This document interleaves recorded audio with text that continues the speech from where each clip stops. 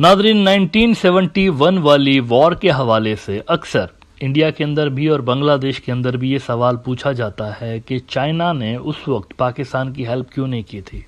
पाकिस्तान और चाइना के टाइज तो शुरू से लेकर हैं, जब से लेकर चाइना ने आज़ादी का ऐलान किया तब से लेकर दोनों मुल्कों के मिसाली टाइज रहे हैं। मिसाल के तौर पर आप देखें कि पाकिस्तान तो पहला मुल्क था जिसने चाइना को रिकॉग्नाइज किया था। जो ही इन्होंने आज़ादी का ऐलान किया तो पहले पाकिस्तान ने उनको तस्लीम किया था। तो ये सवाल लोग पूछते हैं कि Y China wasn't able to help Pakistan, उस वक्त क्यों ऐसा हुआ था। अब इस गुत्थी को सुलझाने के लिए ज़रा आपको 1960s और 70s बल्कि थोड़ा 1950s के भी जियोपॉलिटिकल हालात को समझना पड़ेगा कि उस वक्त दुनिया का नक्शा किस तरह का था, दुनिया का लैंडस्केप किस तरह का था।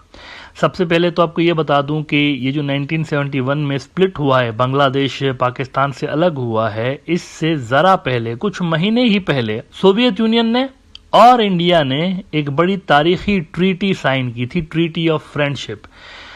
ये कुछ ऐसी ही ट्रीटी थी जो कि आजकल आपको नजर आती है चाइना और रशिया के दरमियान।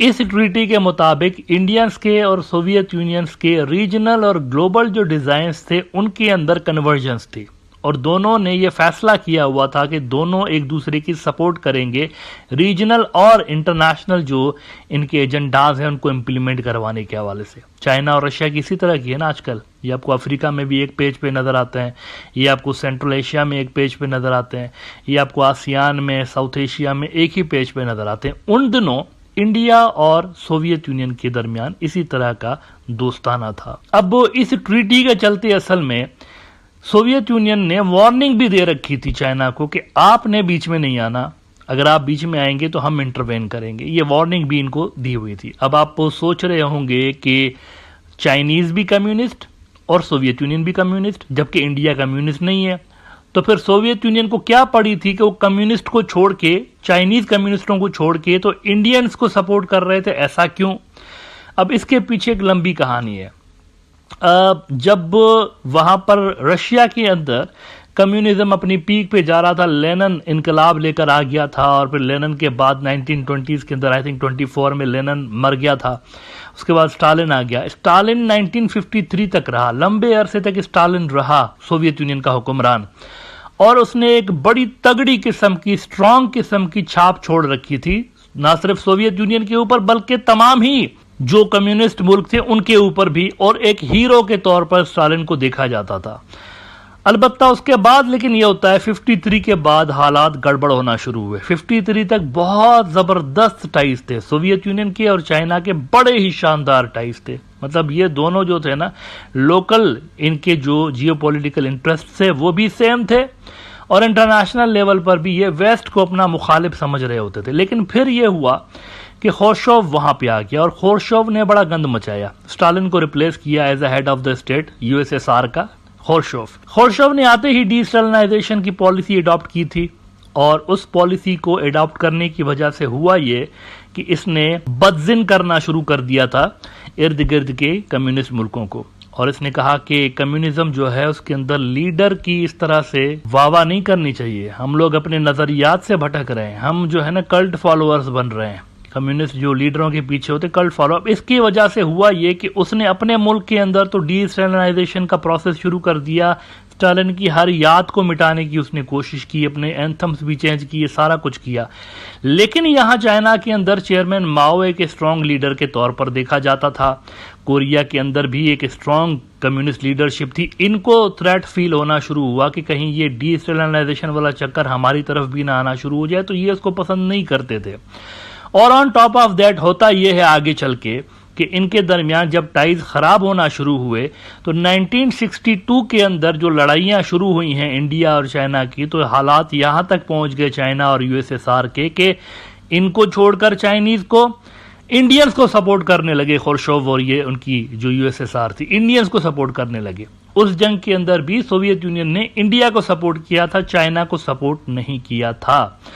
اور اس کے بعد بھی یہ جو سارا بارڈر کا ڈسپیوٹ تھا اس میں یو ایس ایس آر کی سپورٹ رہی انڈیا کی طرف. تو دیکھ رہے ہیں آپ کہ اس وقت کا جیو پولیٹیکل نقشہ کتنا کمپلیکیٹڈ تھا. کہنے کو دو کمیونسٹ ملک تھے، چائنا اور یو ایس ایس آر، لیکن U S S R China کو چھوڑ کر نان کمیونسٹ ملک کو سپورٹ کر رہا تھا. اچھا، اس کے ساتھ ہی ایک اور بہت بڑا واقعہ ہو گیا تھا 1968 میں، یعنی 71 کی جنگ شروع ہونے سے 2-3 سال پہلے. 68 میں یہ ہو گیا کہ سوویت یونین نے چیکوسلواکیہ کے اوپر انویژن کر دی، قبضہ کر لیا انہوں نے. چیکوسلواکیہ آج اگر آپ دیکھیں تو چیک ریپبلک اور سلوواکیہ جو ملک آپ کو نظر آتے ہیں یورپ کے اندر، یہ پہلے ایک ملک ہوا کرتا تھا چیکوسلواکیہ نام کا. اس کے اوپر سوویت یونین نے انویژن کر دی. چلے انویژن تک تو ٹھیک تھا، لیکن انویژن کرنے کے بعد انہوں نے ایک بڑا اناؤنسمنٹ یہ کر دیا کہ ہم رائٹ رکھتے ہیں، حق رکھتے ہیں. سوویت یونین نے کہا ہم حق رکھتے ہیں ہر کمیونسٹ ملک کے اوپر چڑھائی کرنے کا، ان کو پروٹیکٹ کرنے کا، اینٹی کمیونسٹ انفلوئنسز سے ان کو بچانے کے لیے ہم ان کے اوپر چڑھائی کر کے تو ان کا انتظام سنبھالنے کا حق رکھتے ہیں. یعنی یہ انہوں نے ڈکلیئر کر دیا کہ سارے کے سارے جتنے بھی کمیونسٹ ملک ہیں وہ ہمارے ہیں، اور وہاں پر کمیونزم کو پروٹیکٹ کرنے کے لیے ہم رائٹ رکھتے ہیں. اب اس کو ڈائریکٹ چائنا نے اپنے لیے تھریٹ کنسیڈر کیا کہ بھائی کمیونسٹ تو ہم بھی ہیں اور ہمارے ساتھ ان کے ٹائز بھی برے ہیں، تو اس کا کیا مطلب یہ ہے کہ یہ ہمارے اوپر بھی چڑھائی کریں گے. ایک ویلڈ تھریٹ کے روپ میں چائنیز اس کو دیکھ رہے تھے، دھمکی کو. لیکن یہ ویلڈ تھریٹ نہیں رہا، بلی تھیلے سے باہر آ بھی گئی. 1969 میں یہ دونوں لڑ پڑے، بارڈر کلیش ہو گیا، لڑائی ہو گئی دونوں کی، چائنا کی اور یو ایس ایس آر کی لڑائی ہو گئی. اور اس لڑائی کے دوران کافی لوگ دونوں سائڈز پہ مارے بھی گئے. مارچ 1969 میں یہ لڑائی شروع ہوئی تھی. 2 اور 15 مارچ کو جھڑپیں ہوئی تھی. 15 اس میں جو کیجوالٹیز تھی رپورٹ ہوئی تھی. اس کے بعد دونوں ملکوں کے ٹائز انتہائی خراب ہو گئے، چائنیز کے اور یو ایس ایس آر کے ٹائز انتہائی خراب ہو گئے.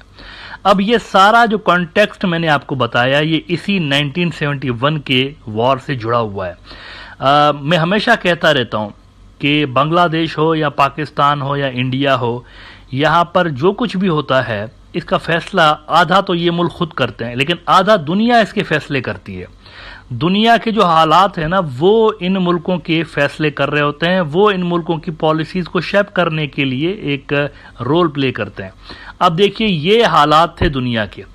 اسی کے دوران پھر انڈیا اور یو ایس ایس آر نے ایک ٹریٹی سائن کر دی تھی.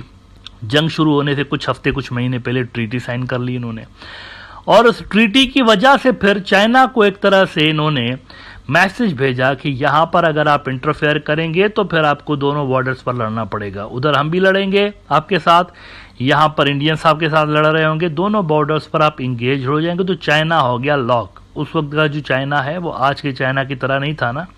اس وقت کا چائنا ایک لمیٹڈ فورس تھا، مطلب انڈیا سے بہتر تھا لیکن بہت بڑی قسم کی فورس جیسے آج اس طرح سے نہیں تھا. تو انہوں نے آل آؤٹ جو سپورٹ ہوتی ہے نا اس سے غالباً تھوڑا سا اجتناب کیا. وہ سپورٹ چائنا کی نظر نہیں ہے ایز اے ریزلٹ، کیونکہ جیو پولیٹیکل حالات اس طرح کے ہو گئے تھے کہ فیزیبل نہیں تھا چائنیز کے لیے. سپورٹ دیتے رہے پاکستان کو، یہ ڈپلومیٹک سپورٹ بھی دیتے رہے اور ملٹری سپورٹ بھی یہ ضرور دیتے رہے، لیکن ایک ہوتا ہے نا پریکٹیکلی آپ آ کر کسی کو ہیلپ کریں جنگوں کے اندر، وہ نہیں ہوا تھا. تو اس کے پیچھے اصل میں جیو پولیٹیکل حالات ہے جس کا ابھی میں نے ذکر کیا. البتہ آج کی دنیا اور اس وقت کی دنیا میں زمین آسمان کا فرق ہے.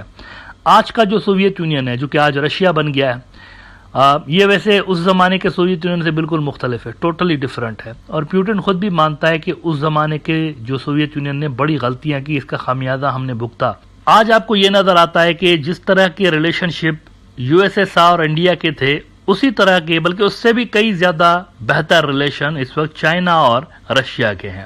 اور اسی وجہ سے آپ دیکھیے کہ انڈیا ڈیپینڈنٹ ہے رشیا کے اوپر ملٹری اسسٹنس کے حوالے سے، لیکن ان کو مل نہیں رہی 4 سال سے لے کے. اور ان کا ایک تو ویپنز کا آرڈر جو ہے وہ پینڈنگ میں پڑا ہوا ہے. 4 سال پہلے یہ جھڑپیں ہوئی تھی نا گلوان کی، تب سے لے کر رشینز نے ان کو آرڈرز ڈیلیور نہیں کیے. انڈین جو پولیٹیشنز ہیں سبرامنیم سوامی اور دیگر، یہ بھی کمپلین کرتے ہوئے ان دنوں نظر آتے ہیں کہ یہ ہماری سپورٹ کیوں نہیں کر رہے اس طرح سے جیسے ان کو کرنی چاہیے، انہوں نے پیسے بھی لیے ہوئے ہیں. تو آج کا جو دنیا کا جو نقشہ ہے وہ بالکل چینج ہے پہلے والے نقشے سے.